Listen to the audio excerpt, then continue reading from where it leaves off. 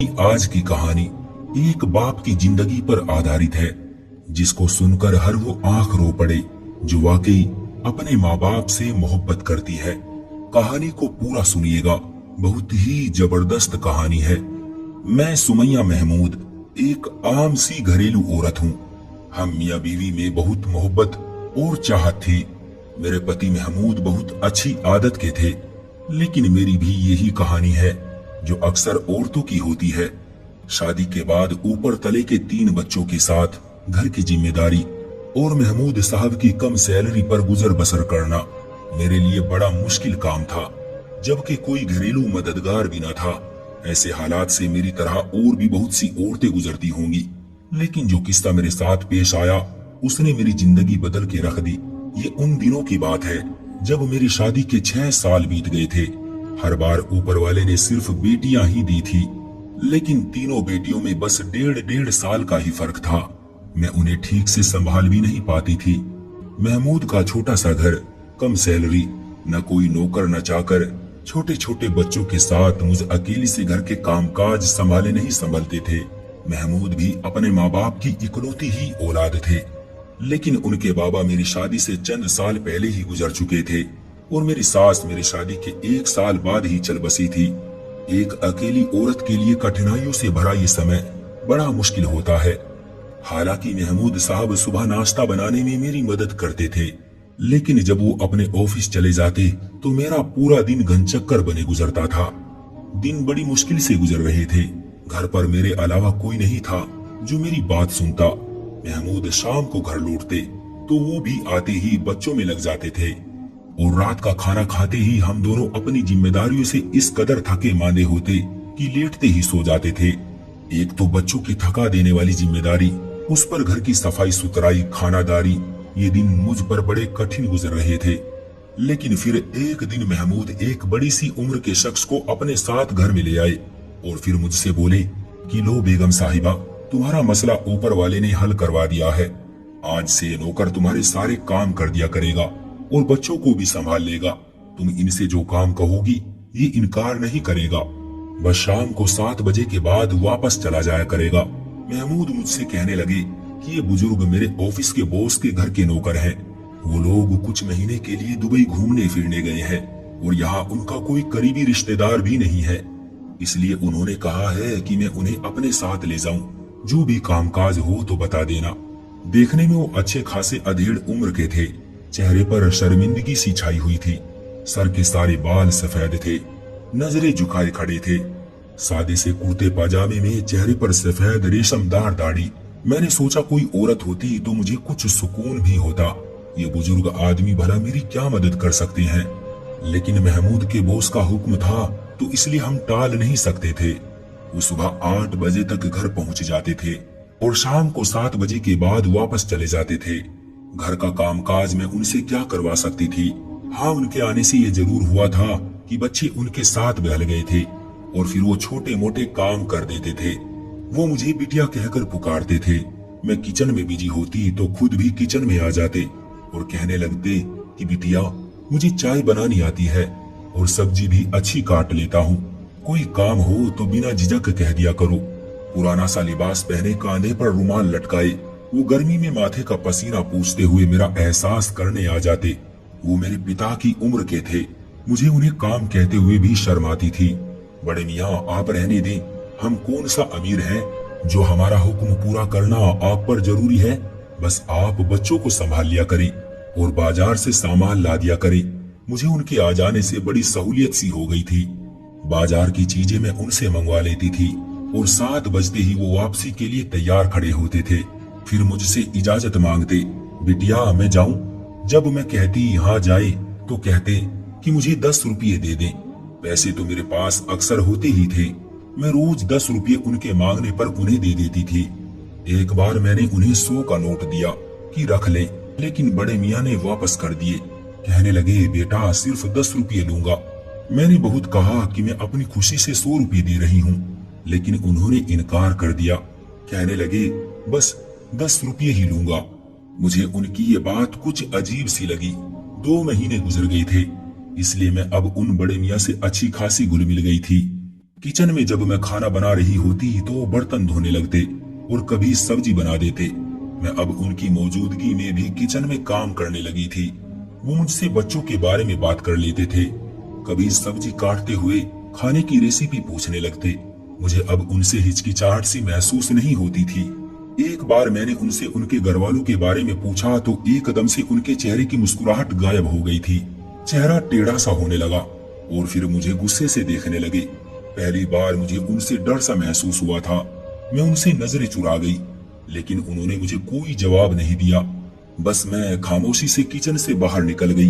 पहले तो मैंने सोचा कि मुझे क्या पड़ी थी कि उनसे उनके घर वालों के बारे में पूछूं। बेहतर है कि अपने काम से काम रखूं। खैर, अगले दिन उनका व्यवहार पहले जैसा था।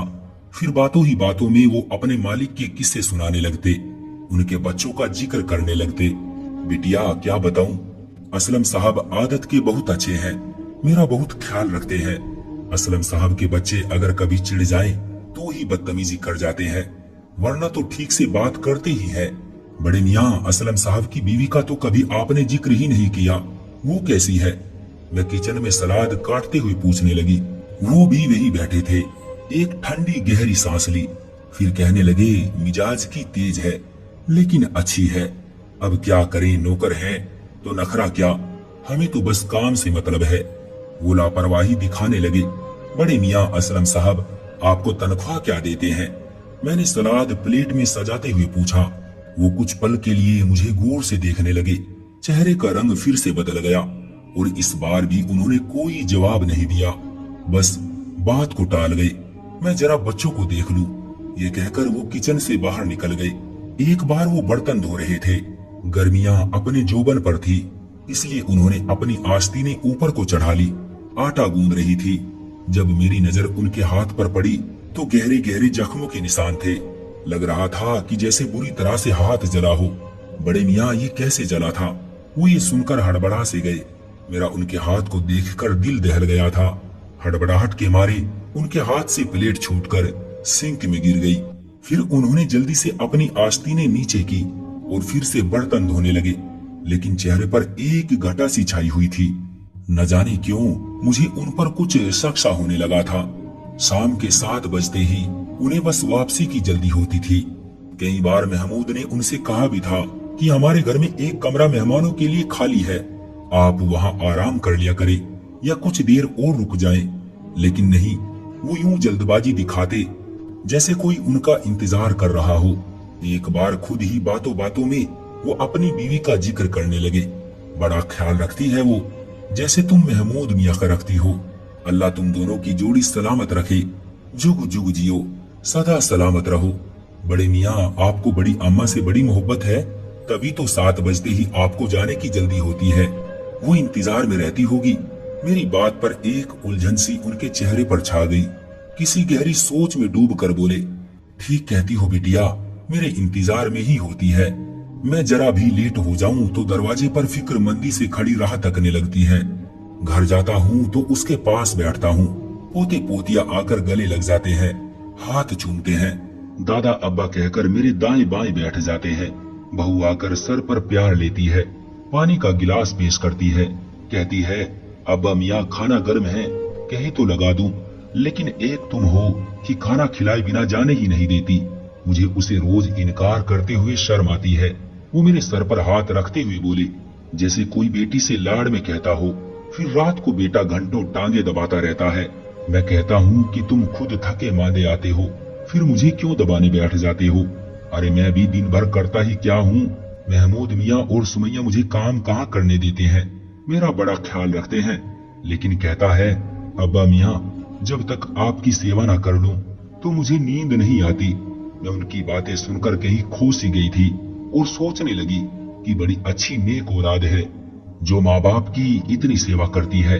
फिर बड़े मियाँ बोले, असलम की माँ जब तक दिन भर की सारी बातें मुझे न बता ले, उसे कहाँ चैन पड़ता है। बस उसकी बातें ही खत्म नहीं होती कि मेरी आंख लग जाती है। ये कहकर वो हंसने लगे। मैं कहता हूँ, उम्र गुजर गई जमीला, पर तुम्हारी मोहब्बत अब भी वैसी ही है। फिर वो बड़े मियाँ मुस्कुराते हुए आंखों में आई नमी साफ करने लगे, जो शायद उनकी हंसने से आंखों में भर आई थी। असल मोहब्बत तो बड़े मियाँ वही है जो बड़ी अम्मा आपसे करती है। औरत की मोहब्बत कहाँ पुरानी होती है, वो तो वक्त गुजरने के साथ साथ और भी ज्यादा मजबूत होती चली जाती है। मेरी बात पर वो मुझे गौर से देखने लगे। तुम बिल्कुल जमीला की तरह बातें करती हो। सोचता हूँ अगर मेरी कोई बेटी होती तो बिल्कुल तुम जैसी होती। वो मुस्कुराते हुए बोले, आप नौकरी क्यों करते हैं बड़े मियाँ? मेरे सवाल पर वो फिर से रुख बदल गए थे। अजीब सा मिजाज था उनका। कभी बात करने पर आते तो कई घंटों तक अपने घर वालों के किस्से सुनाते रहते थे। कभी किसी सवाल पर बिना जवाब दिए ही उठकर चले जाते। अब भी बिना जवाब दिए ही उठकर चले गए थे। फिर मुझे एहसास हुआ कि शायद उन्हें पैसों की जरूरत होगी। बेटे की सैलरी ज्यादा नहीं होगी, तभी तो इस उम्र में मेहनत कर रहे हैं। मैंने महमूद से कहा कि आपका दोस्त बड़े मियाँ को महीने की सैलरी तो देता ही होगा, जिससे उसका गुजर बसर तो हो ही जाता होगा। लेकिन अब आपके बॉस यहाँ नहीं है तो बड़े मियाँ के घर वालों को खर्च में मुश्किल होती होगी। आप जो आसानी से दे सकते हैं उन्हें दे दिया करे। मेरी बात सुनकर महमूद ने जवाब दिया, वाह क्या लगता है सुमैया, मैंने कोशिश नहीं की होगी, लेकिन वो ले तब ना, हर बार इनकार कर देते हैं। कहते हैं बेटा सुमैया दे देती है, वही मेरे गुजारे के लिए काफी है। महमूद की बात सुनकर इस बार मैंने ठान ली थी कि बड़े मियाँ से पूछूंगी जरूर कि 10 रुपए के नोट से आखिर होता क्या है। अगले रोज मैंने बड़े मियाँ को 10 का नोट देते हुए पूछ ही लिया कि 10 के नोट से उन्हें मिलता क्या है। इस बार वो खामोशी से बाहर नहीं गए थे, बल्कि मुझसे कहने लगे, मेरे घर आना और सब अपनी आंखों से देख लेना। अगले दिन जब मैं उनके घर गई तो मेरे पांव तले से जमीन निकल गई। मैं और महमूद दोनों ही बड़े मियाँ के साथ उनके घर गए थे। एक पुराना सा इलाका था, छोटी छोटी गलियां थी, तंग सा माहौल था। एक गली में दाखिल होते ही 2-4 घरों के बाद गली बंद थी। आखिरी मकान के सामने हम बड़े मियाँ के साथ खड़े हो गए, लेकिन दरवाजा बंद नहीं था, हल्के से धक्के से ही खुल गया था। मैंने और महमूद ने एक दूसरे को हैरत से देखा। फिर हम अंदर दाखिल हो गए। घर बिल्कुल वीरान था। घर के अंदर दाखिल होते ही बड़ा सा आंगन था और सामने 3 कमरे थे। हर कमरे के 2 लकड़ी के दरवाजे थे। आंगन में लगे पेड़ सूख चुके थे। हर चीज मिट्टी का ढेर थी। आंगन के एक कोने में एक कब्र देखकर मेरे पैरों तले से जमीन खिसक गई थी, जिसकी मिट्टी गिरी हुई थी। घर में कोई और मौजूद नहीं था, वीरानी का राज था। बड़े मियाँ की चारपाई भी उस कब्र के बाईं तरफ बिछी हुई थी। करीब ही मिट्टी का घड़ा रखा हुआ था और उस पर स्टील का गिलास जो उल्टा रखा था। बड़े मियाँ सबसे पहले उस कब्र पर गए। जमीला देखो तो सही, कौन आया है? अरे तुम्हें बताया तो था कि बिटिया आने की जिद कर रही है। बहाने बहाने से तुम सबका पूछती है, इसलिए इस बार साथ ले आया। मेरे कदम तो ये सब देखकर वही जम गए थे। महमूद की हालत भी मुझसे कुछ अलग न थी। बड़े मियाँ ने अपनी जेब से अगरबत्ती निकाली और माचिस से जलाकर कब्र पर लगा दी। फिर पलटकर हमें देखने लगे। तुम दोनों क्यों रुक गए? अरे आओ ना, तुम पूछती हो कि मैं 10 रुपये क्यों लेता हूँ। जमीला को अगरबत्ती की खुशबू बड़ी पसंद है, इसलिए उसके लिए ले आता हूँ। खुश हो जाती है बेचारी। चलो तुम्हें अपनी बहू से मिलवाता हूँ, बावर्ची खाने में होगी। वो मेरे लिए खाना तैयार करके रखती है कि अब्बा मियाँ को आते ही भूख लगी होगी।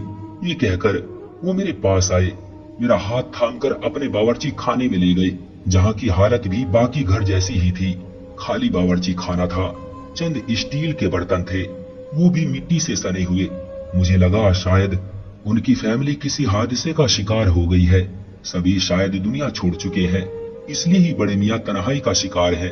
उसी से बचने के लिए बिना सैलरी के काम करते हैं। फिर वो मुझे और महमूद को अपने बेटे के कमरे में ले गए। हालांकि कमरे में कोई नहीं था, लेकिन दीवार पर लगी तस्वीर देखकर महमूद और मेरे होश उड़ गए थे। खौफ की नजर से हमने बड़े मियाँ को देखा था। तस्वीर में बड़े मियाँ अपने बेटे और बहू के साथ खड़े मुस्कुरा रहे थे। बेटा जवान 21-22 साल का लग रहा था और बहू शायद 19-20 साल की होगी। महमूद की आंखें फैली हुई थी। ये तो असलम सर है। महमूद ने तस्वीर के सामने उस नौजवान की तरफ उंगली उठाकर हैरत से कहा। उनके मुंह से ये सुनकर अब मैं सुन्न सी होकर रह गई थी। मैंने आज तक महमूद के बॉस को नहीं देखा था, बस जिक्र ही सुना था। बड़े मियाँ आप असलम सर के बाबा हैं? महमूद की आवाज हैरत के मारे कांपते हुए निकल रही थी।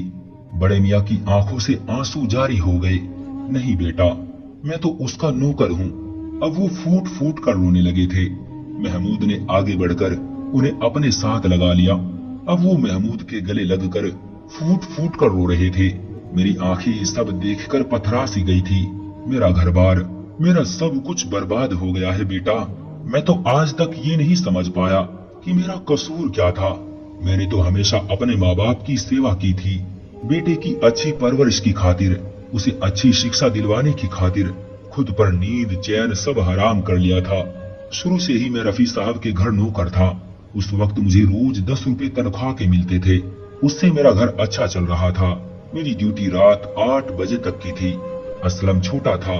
मेरी बीवी पूरा दिन घर में मेरे माँ बाप की सेवा में गुजार देती थी। कभी इतनी हिम्मत भी नहीं कर पाई कि मेरी माँ के किसी काम को इनकार करती या मेरे बाप को आंख उठाकर देखती। बस सर झुकाए दिन रात सास ससुर की सेवा में गुजार दिए। मैं 9 बजे तक घर लौटता था। अपने बाबा की टांगे दबाकर माँ की दिल की बातें और शिकवे सुनकर बीवी के पास जाने की बारी आती थी। बस वही 1-2 घंटे की हमारी अपनी जिंदगी थी। हम हंसते थे, बातें करते थे। असलम की पैदाइश के बाद हमने खुद को पूरी तरह से बदल लिया था। हमने सोचा कि हम तो शिक्षा से अनपढ़ हैं, इसलिए लोगों की नौकरी करके उनके झूठे खाने खाने पर मजबूर हैं। बेटा पढ़ लिख जाएगा तो हमारे भी दिन बदल जाएंगे। वक्त आगे बढ़ता रहा। मेरे माँ बाप भी एक के बाद एक दुनिया से चले गए। कब मैंने बाप की चारपाई संभाली और कब जमीला ने अम्मा की जगह ले ली, कभी खबर भी ना हुई। हमारे स्याहबाल, खूबसूरत जवानी, असलम की परवरिश और ख्वाहिशात के सामान इकट्ठे करते करते बुढ़ापे की दहलीज पर पहुंच गई। असलम अब नौकरी पर लग चुका था। मैंने अपने सेठ रफी साहब से कहकर असलम की उनके ऑफिस में नौकरी लगवा दी। वो भी मेरी बात मान गए, क्योंकि मैंने सारी जवानी उनके घर की सेवा में गुजारी थी। बस रोज के 10 रुपए की सैलरी पर बाकी वो अपने घर का बचा खाना और झूठे कपड़े दे देते थे, जिन्हें पहन पहन कर मैंने और जमीला ने वक्त गुजारा था। रफी साहब की एक ही बेटी थी, गुलनाज, इकलौती थी, इसलिए घमंडी और बदतमीज भी थी। मुझे तो नौकर कहकर पुकारती थी, लेकिन बहरहाल जब मैं नौकर था तो नखरे क्या दिखाता। बात यहीं तक रहती तो तकलीफ न देती। असलम की सैलरी अच्छी लग गई थी। मैंने सोचा अब हम दोनों बुढ़े बुढ़िया के भी दिन बदल जाएंगे। मैं भी अब नौकरी छोड़कर घर बैठ जाऊंगा। जो वक्त जवानी में बीवी को दे नहीं पाया, वो हम दोनों बुढ़ापे में साथ गुजार लेंगे। सोच तो यही थी कि जैसी सेवा जमीला ने मेरे माँ बाप की है, बहू भी वैसे ही हमारी भी करेगी। असलम की पहली सैलरी मिलने पर मैंने रफी साहब से कहा कि मुझे अब नौकरी से छुट्टी चाहिए। वो भी खुशी से मान गए। चंद महीने घर पर रहकर ही गुजारे थे कि एक दिन रफी साहब मेरे घर आए और गुलनाज के लिए असलम का रिश्ता मांगा। मैं तो हैरान रह गया, कहाँ असलम और कहाँ गुलनाज। असलम खूबसूरत था और मेहनती भी था। रफी साहब को और क्या चाहिए था। सारी जिंदगी मेरी तो गुलामी में गुजर गई थी, अब उन्हें असलम की गुलामी चाहिए थी। गुलनाज बेटी अगर किसी दूसरे घर विदा होकर जाती तो 4 दिन ना रह पाती, इसलिए असलम को फंसा लिया और मेरा बेटा भी दौलत देखकर हवा में उड़ने लगा। मेरे लाख समझाने पर भी गुल से शादी पर वो डटा रहा। बहरहाल मुझे ही आखिर में बेटे की ख्वाहिश के सामने सर झुकाना पड़ा। गुलनाज चंद दिन ही हमारे घर की जीनत बनी, फिर असलम को भी अपने साथ ले गई। जमीला बहुत रोई थी, लेकिन मैंने उसे समझाया कि बेटे की अपनी जिंदगी है, उसे गुजारने दो। वो कहने लगी कि मैंने भी तो अपनी जवानी अपनी ख्वाहिशात पर मिट्टी डालकर असलम की ख्वाहिशात को पूरा करने में उम्र गुजार दी। क्या ये दिन देखने के लिए? मैंने कहा वो हमारा फर्ज था। वो रोने लगी, कहने लगी उसका कोई फर्ज नहीं है। मैंने उसे बहुत बहलाया, लेकिन वो बीमार रहने लगी थी और असलम पहले पहले तो हफ्ते में 1 बार शक्ल दिखा जाता था। घर के खर्चे के लिए पैसे भी दे जाता था, लेकिन फिर उसका आना जाना कम हो गया। मैंने जब देखा कि बेटा अब खर्चा भी नहीं देता, तो किसी और घर में नौकरी कर ली। जमीला की जवानी भी मेरा इंतजार करते करते गुजरी थी और बुढ़ापा भी इंतजार की नजर हो गया। मुझे अगर जरा देर हो जाती तो दरवाजे की दहलीज पर खड़ी मेरा इंतजार करती रहती थी, और यही इंतजार उसे एक दिन कब्र में ले गया। मैं अकेला रह गया। मुझे अपने घर से बड़ा प्यार था, इसलिए मैंने जमीला को कहीं नहीं जाने दिया और यही इसी आंगन की कच्ची जमीन में दफना दिया। असलम मुझे जबरदस्ती अपने साथ ले गया। मैं दिन वहाँ गुजार लेता था, लेकिन रात को मुझे लगता था कि जमीला अकेली है, इसलिए वापस घर पर ही रात गुजारता था। गुल ने तो कभी मुझे अपना बाप समझा ही नहीं, आज तक मुझे नौकर कहकर पुकारती है। असलम अब भी उसके एहसानों के हाथ तले दबा हुआ है, इसलिए कुछ नहीं कहता। बच्चे भी माँ के नक्शे कदम पर चल निकले हैं, इसलिए मेरी हैसियत उस घर में वही है जो पहले होती थी। अब भी मैं वहाँ नौकरी करता हूँ, बस फर्क ये है कि अब रफी साहब के बजाय 10 रुपये नौकरी के गुल से बड़े हक से मांगता हूँ, क्योंकि वो मेरी मेहनत की कमाई होती है। जमीला को अगरबत्ती की खुशबू बहुत पसंद है, इसलिए 10 रुपए की अगरबत्ती ले आता हूँ। सोचता हूँ सारी जिंदगी जिस औलाद की ख्वाहिश पूरी करते करते गुजार दी, उसके पास 2 घड़ी मुझे देने के लिए नहीं है। यहाँ तक कि वो शर्म के मारे मेहमानों के सामने भी मुझे नौकर कहकर पुकारता है। मुझे दुख नहीं होता, क्योंकि जिंदगी नौकरी करते ही गुजरी है, फिर नौकर कहलाने में कहाँ की शर्म। अब जमीला को वक्त देने का वक्त आया तो उसका वक्त पूरा हो चुका है, लेकिन फिर भी उसके पास बैठता हूँ, बातें करता हूँ। अपनी जिंदगी से कोई शिकायत नहीं मुझे। बड़े मियाँ की बातें हम दोनों मियाँ बीवी ने आंसू बहाते हुए सुनी थी। रो रो कर मेरी हिचकी बंध गई थी। ये कैसा जुल्म था और कैसी अंधेर नगरी थी। इतने बड़े घर में नौकरों की कौन सी कमी थी जो एक ससुर की सेवा नहीं की जा सकती थी। दोस्तों, ये कहानी कोई नई नहीं है, बहुत से घरों में यही तो हो रहा है। कई माँ बाप के साथ औलाद ऐसे ही जालिमों की तरह सलूक करती है। तो दोस्तों, उम्मीद करते हैं हमारी आज की कहानी भी आपको पसंद आई होगी। आपका क्या कहना है इस कहानी के बारे में, कमेंट करके हमें जरूर बताएं। वीडियो को लाइक कर दीजिए और इसी तरह की कहानियां लगातार देखने के लिए चैनल को सब्सक्राइब करके घंटी को दबाकर ऑल पर सेट कर लीजिए, ताकि आने वाली वीडियो का नोटिफिकेशन आपके पास तुरंत पहुंचे। मैं मिलता हूं आपसे अगली वीडियो में, तब तक के लिए धन्यवाद।